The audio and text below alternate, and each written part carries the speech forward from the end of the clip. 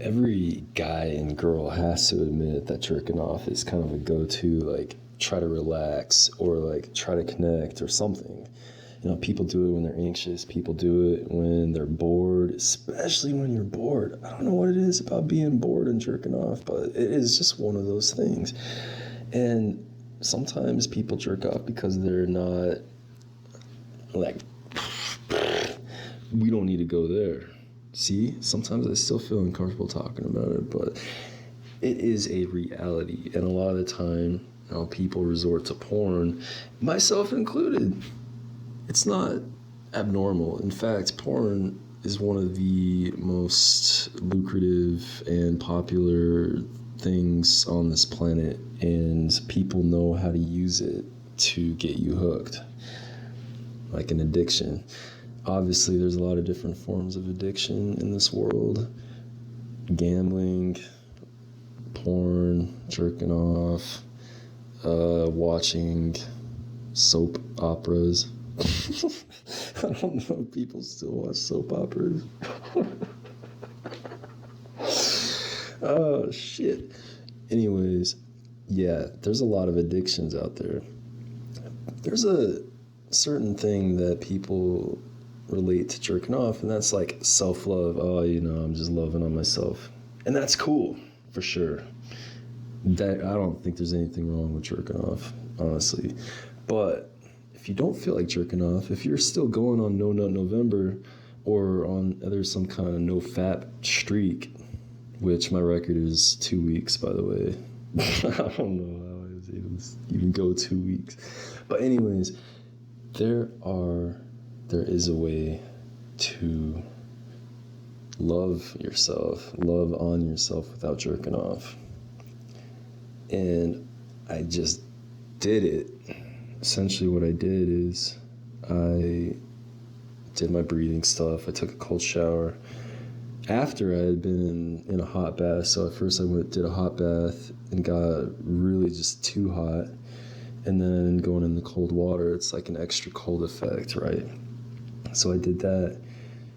And then I just had a realization, if I love on my dog, just give him cuddles and hugs, kisses, or my kids or my wife, and I'm concentrating on them, you know, feeling their energy and trying to give them cuddles and hugs and reassurance that they're loved and everything.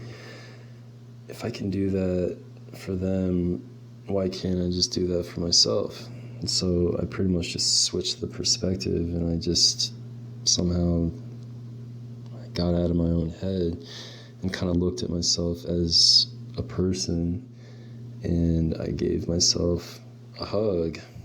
You know, one of those, like, you wrap yourself around pretending like you're making out with somebody, and then you look behind, it's like you could see the hands moving up and down. You know, that kind of hug. I just wrapped my arms around myself, and I just said that everything was okay, and I kind of just, like, gave myself some cuddles. And I just said, hey, I love you, and I'll look out for you, you know, take care of you. And I just tried to just be there for myself, and it felt good, and I enjoyed it. And I think I'm going to try to do that more often.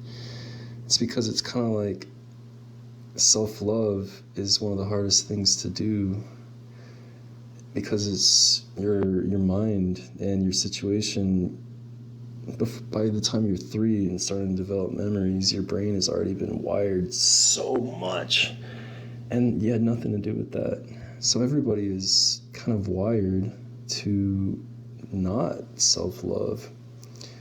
The ego gets in the way, and it's really easy to fall into traps of feeling like you're worthless, or feeling like you have no purpose, or some other kind of negative train of thought.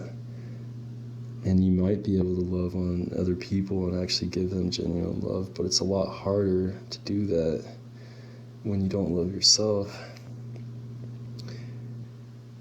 So, in a way, everybody's mission in life could be to learn how to love themselves, because if you do that, then you win.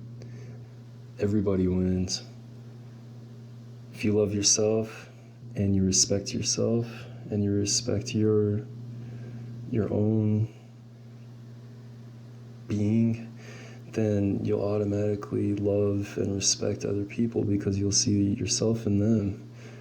And then everybody will benefit. Everybody will win. Self-love.